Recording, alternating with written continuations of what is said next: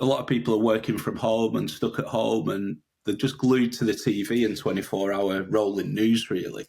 And I like watching the news and keeping up with current affairs, but I could start for it to feel like it was having an effect on my mental health. And I was listening to a radio program once, and one of the guys was saying you should listen to music, not news. This is Rob Ruckus. Hey, this is Kate Clover. Hey guys, it's Nick Collins here from The Effect and Better Strangers. Hi, my name is Madeline Rose. Hey, it's Ben McKelvey. It's Tim Howard here from Mike and the Mechanics. Hello, I'm Amanda Lehman. I'm Billy Harvey. What's going on, everybody? I'm Casey Sampson from the band Twist Stop. Hey, it's Tony from Fastball. Hello, everybody. My name is Isaiah Mitchell. Hey guys, it's Matt here from the White Lakes. You're listening to Almost Famous Magazine. Come join us for this interview. Check it out, Almost Famous Magazine. Hey everyone, welcome back to The Hang right here on Almost Famous Magazine.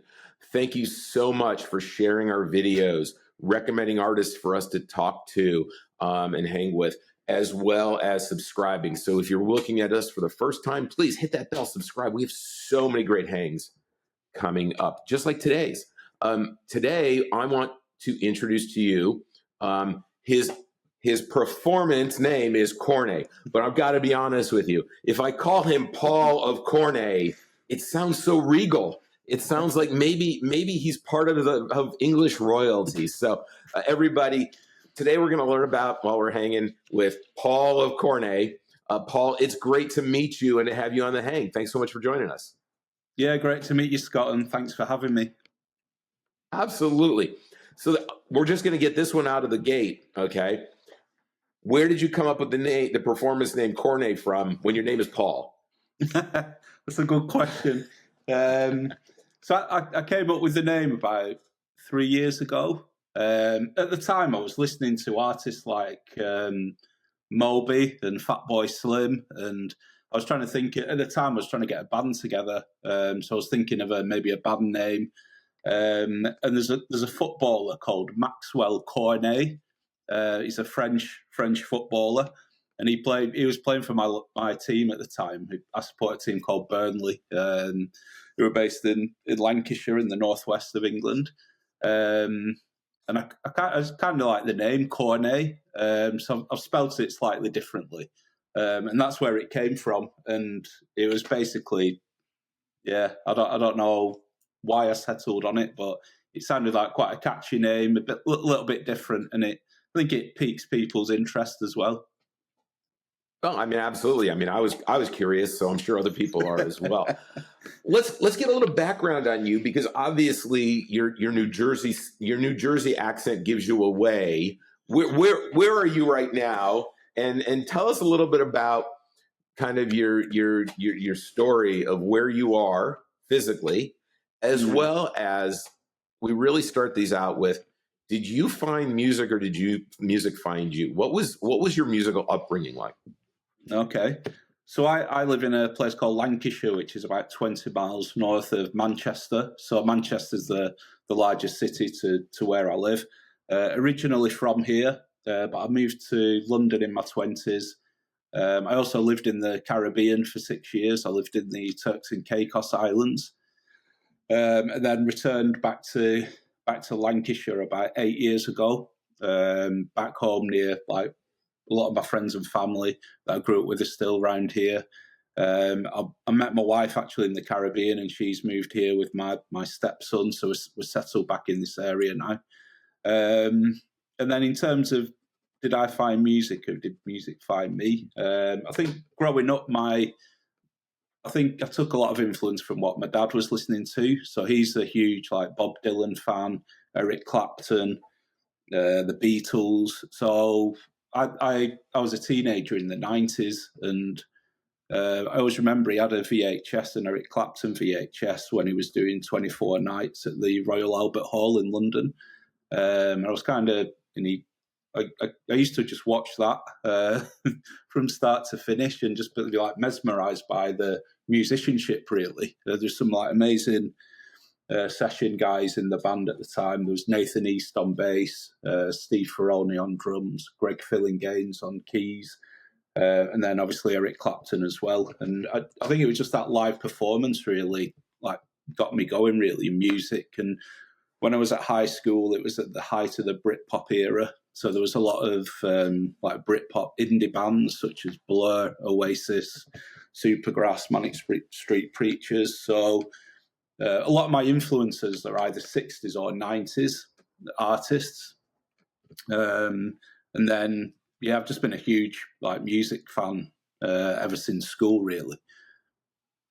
So what was the motivation with those influences to pick up an instrument, to learn it and then get creative so that you could create your own music? What was the impetus of that? At school, I played drums in a band and then didn't play anything for years. And I'm in my early 40s now, and it was the first COVID lockdown that we had in the UK about coming up to 5 years ago now. I bought myself a guitar. And I could only ever play 2 or 3 chords, and I just threw myself into it. I had so much time on my hands. I wasn't working at the time. Everything was locked down, or there's not a lot going on. So I just threw myself into it really. So I'm self-taught on guitar. And then a couple of years ago, I started having a few singing lessons, and I've always been really interested in songwriting. So once I'd started to learn to play covers, I started writing myself really. And over the last 4 years, I've written about 20 songs. And yeah, it's just become a bit of an obsession really. Oh, great. And we'll talk about your new EP pretty soon here too. But I'm interested, since you picked it up in lockdown, right? Been 5 years that you've really gotten serious. What's one of the most valuable lessons you've learned about being a musician in these past 5 years? Just being very open-minded, I think. And I think, yeah, just having that confidence to let yourself go, really. I think, especially when you're writing music. I've got a friend called Greg Matthews, and he's in a band called Bauer. They're a Manchester-based band. They've been going for probably 15 to 20 years. And he was very supportive. And I think it's having someone who you can trust, where you can send ideas and demos to and get feedback. And because I think when you're writing, you really are like opening yourself up, and it can be quite uncomfortable, really, when you're writing maybe about personal experiences or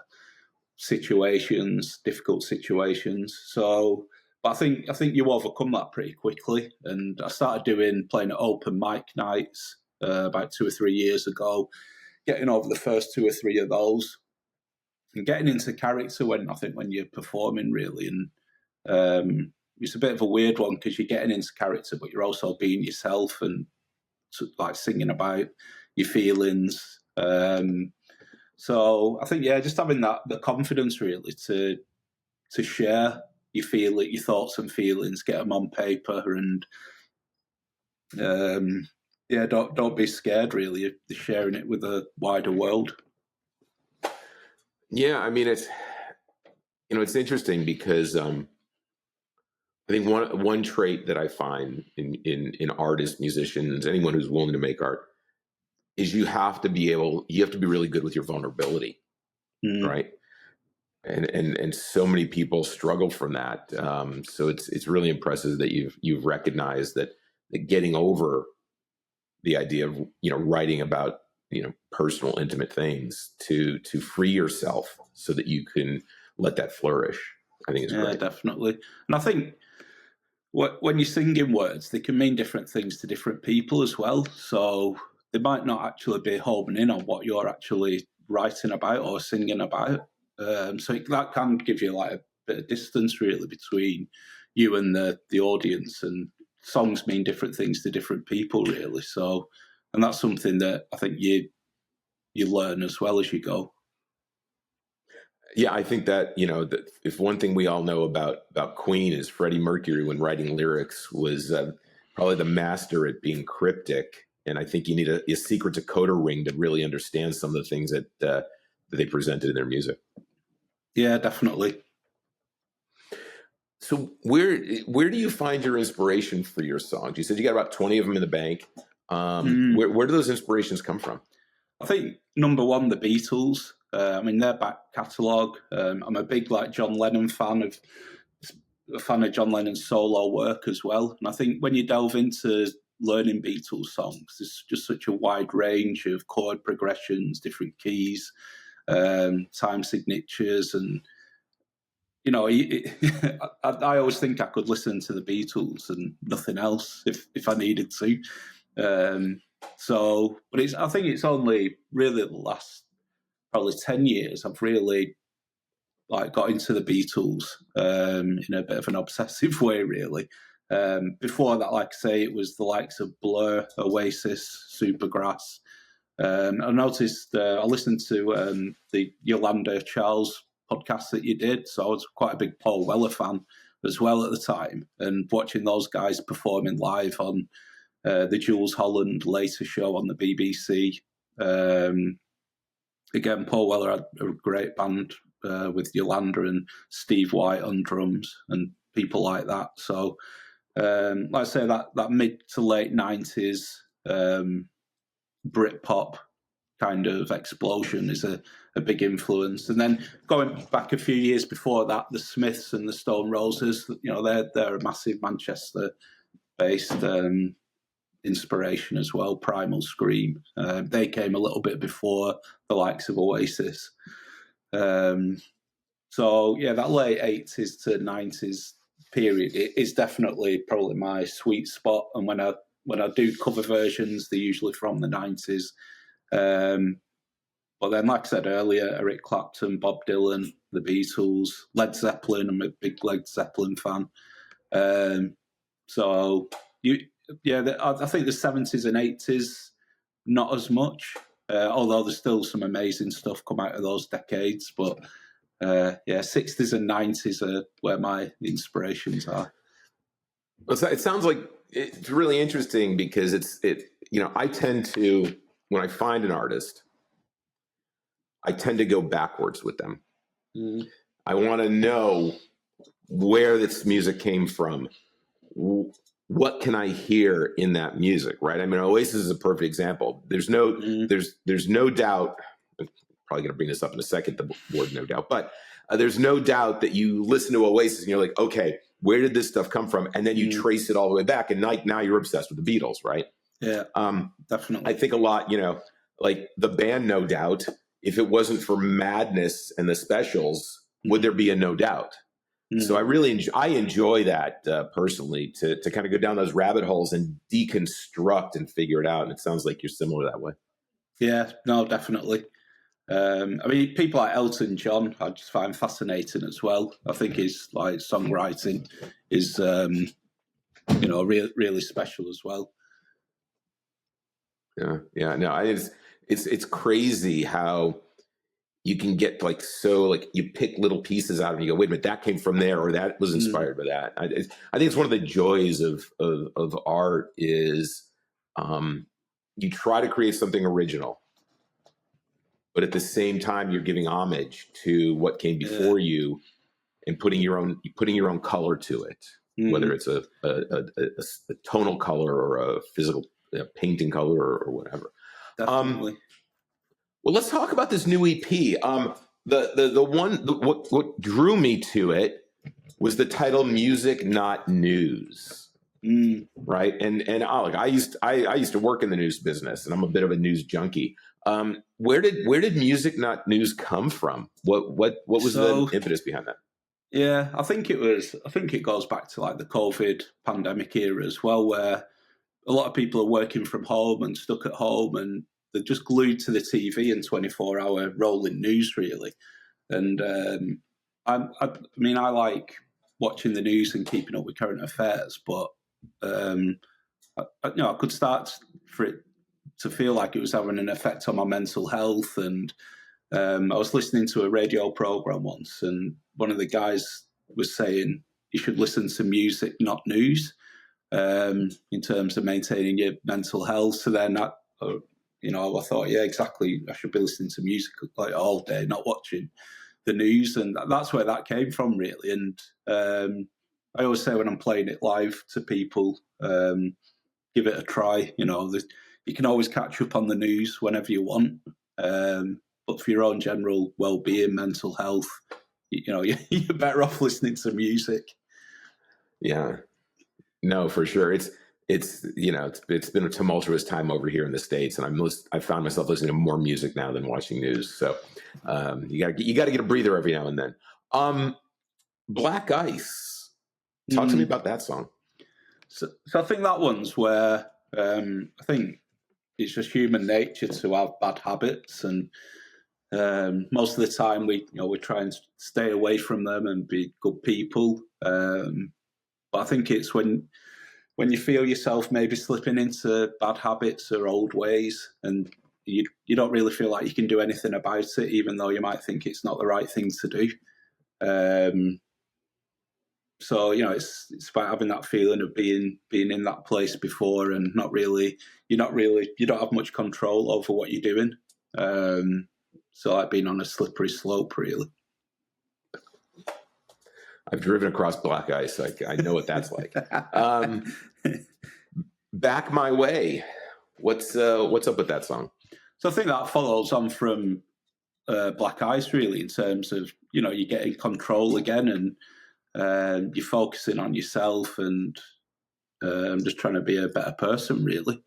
We do go through bad times, but as long as you can get control again, get back on, back in your own routine, and doing things that you're good at and you enjoy, and just getting back on track, really. Yeah, no, for sure.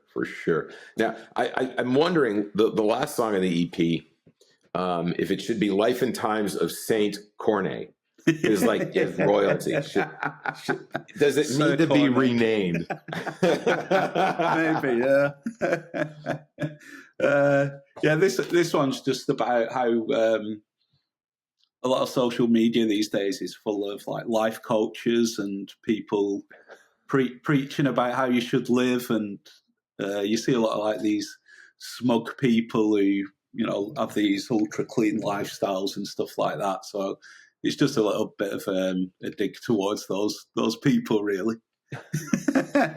Well, you said you've written 20 songs. Now, everybody go out, check out this EP. What direction do you see yourself going? Do you see yourself putting out singles and EPs, or are you working toward a full-on album? Yeah, my aim is to get an album out there. So I think, like I said, towards the start of the podcast, initially I wanted to get a band together. So I've done quite a lot of producing at home on GarageBand and using samples, and I play guitar, play a little bit of keys as well. I can play bass. So ultimately I want to do like a full band album, to be honest. So that's my next aim, really. Hopefully in the new year, hopefully between now and maybe the springtime, I can get it recorded and have more of a full band set up going forward, to be honest. And I think because I've been sat on these songs for 3 or 4 years, the EP was a case of I need to get something out there. I can't wait any longer. And went to an amazing studio in Manchester, Pinhole Studios, and Adam there, the engineer, is fantastic. He's been in a lot of bands over the years. He's got a lot of expertise, and I sent him a few demos and to give him a flavour of how I wanted it to sound. And we just recorded it live, which was quite new to me as well, because I'm used to recording to a click track at home. But during the process, he thought it felt a lot more natural just playing and recording it live. So we just did that, and which was a new experience for me. And it's all good. It's all a learning curve, and there's so much to learn about recording and production and things like that. That's another thing that I find fascinating about the whole music industry, really. There's so much to learn, and it's just never ending. So Yeah, no, it has that live. It has that live to. I almost said live to tape, but who records the tape anymore? But it has that live feel to it. Now, let me ask you this, because when the 4 songs are acoustic, and it's just you stripped right down. How would you classify kind of the style that you're going for? Because obviously, once you bring a band in and other instruments, things will evolve and change, right? To me, it felt a bit like a little bit like what Ben McKelvey did early on. I don't know if you know who Ben McKelvey is. Okay. But he's really into more like he loves punk, right? So he's like, acoustic punk. Where do you feel that your music kind of lands on the, I hate to say a category spectrum, but kind of a style spectrum, I guess? Yeah, I'll probably go back to that like 90s British indie sound, really. There was a band called the Seahorses where so John Squire, the guitarist out of the Stone Roses, he started the Seahorses, and their lead singer played acoustic guitar while John played all these like amazing lead parts and stuff like that. So there was a good mix between acoustic and electric sound in their setup. So I think that's the kind of organic sound I want to go for. I really enjoy playing electric guitar. I've been in like an 80s and 90s covers band as well. And I do like playing electric. So, the album, it could sound totally different to the EP, to be honest, because I do like the power of electric and the different effects, really. So I'm excited really to see what the full band setup sounds like. And going back to influences, Bob Dylan, I really like organ. So, there could be space on there for acoustic guitar and organ or piano. But yeah, that kind of organic type sound is what I'm going for. Great. So for all of you out there who are watching now, because as soon as you're done, you're going to go and download, you're going to purchase and download this new EP. Is there one thing that you really want them to take away from it? Like, is there something in particular they should listen for or be in a certain mindset to really kind of get the most out of it? I think just the honesty of the lyrics, really. Every song I write, it is about something, or like an experience or a person or a situation. So like the honesty of the lyrics is probably one thing I'd like people to take away. I hope they sound melodic. I hope they sound like you can sing along to them. That's quite important to me as well. And yeah, I hope they feel upbeat as well. I think when it's quite easy to write sad downbeat songs, I think. So I think you've got, when I'm trying to write happier, upbeat songs, it can be quite a challenge sometimes. But I hope that comes through. Like even on like Black Ice, it's got a bit of a swing rhythm to it. So yeah, I think probably the honesty of the lyrics. Okay, great. Here's one for you, and you only get one answer, so you got to think about this. Okay. And I know that the Hang is having some influence over those who watch it, because I was just at a show on Friday night, and lo and behold, I was there with the artist who was on the Hang about 6 months ago. Gentleman walks up and he goes, "Yeah, I watched this interview," and he goes, "Wait a minute, you're that guy." So we have some influence going on here. So you never know what could happen, right? If you had the opportunity to get in a studio with one musician for a day to be creative together, regardless of the output, who would that one person be? Okay. And they have to be alive, still alive. No, they don't have to. I mean, but if it's someone you want to collaborate with, I think that would be if it's someone you would really like to possibly collaborate with, I think alive is better than dead. But, I don't know exactly what happens in the afterlife, and maybe you just channel them. But, if you had the opportunity to get in the studio with one artist, who might that be? Paul McCartney. Why? Just because he's written some of the best songs of all time. He's a multi-instrumentalist. I've just finished watching the Get Back documentary, Beatles documentary, and yeah, just seeing the way he works. Like, he had such a strong work ethic as well. I think he pushed me very hard.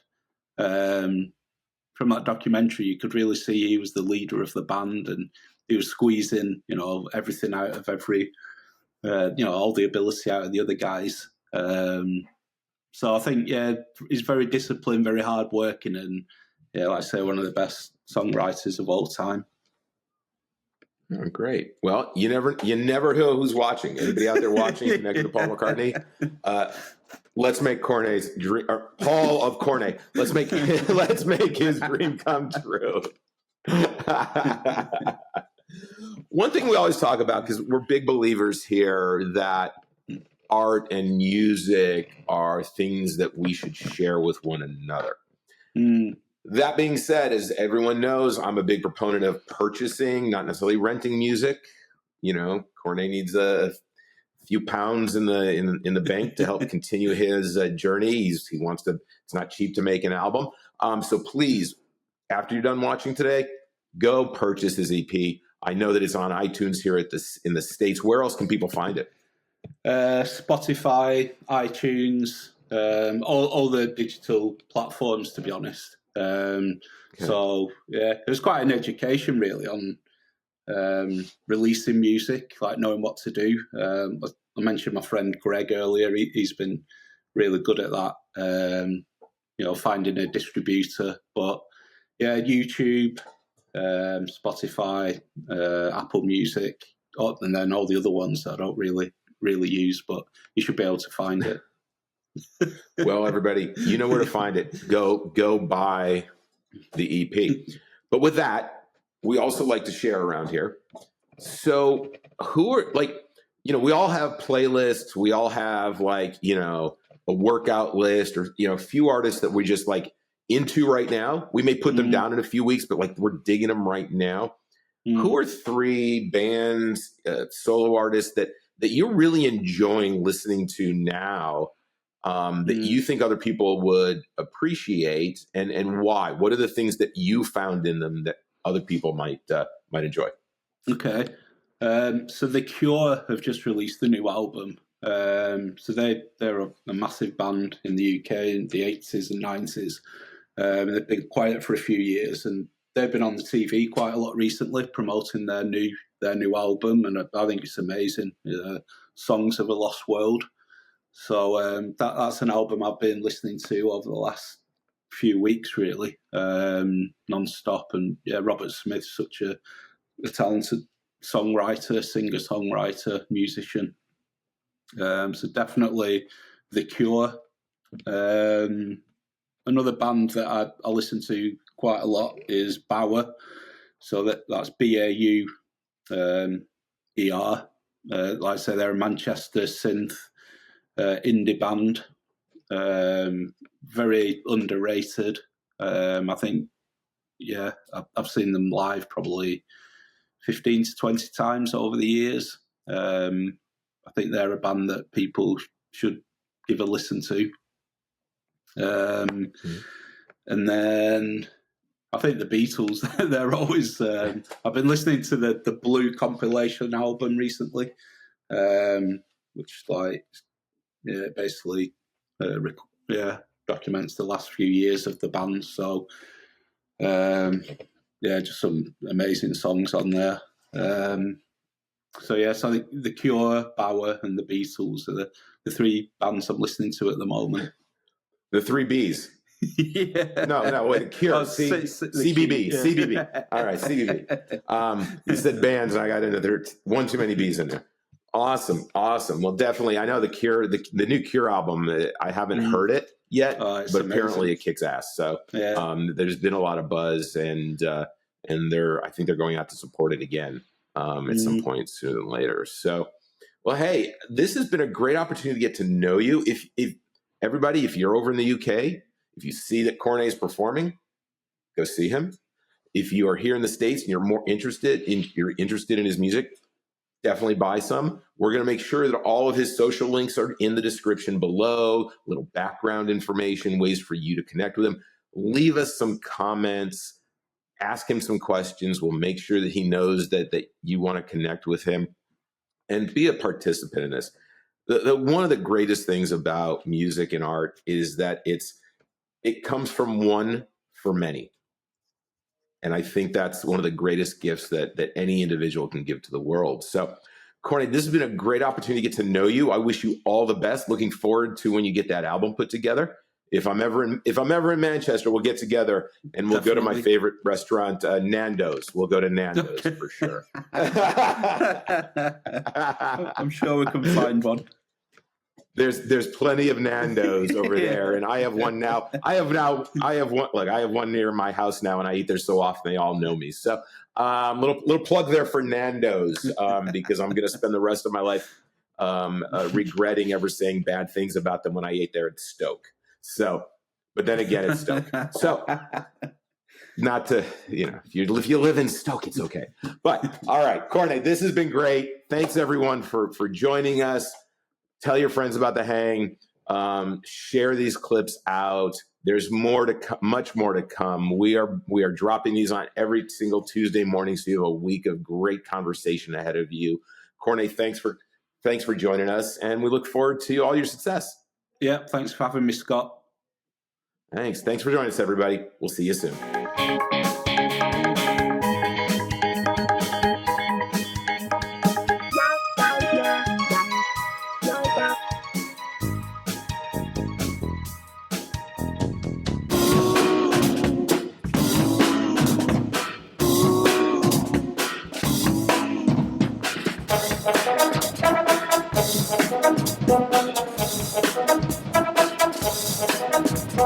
Three, two, one.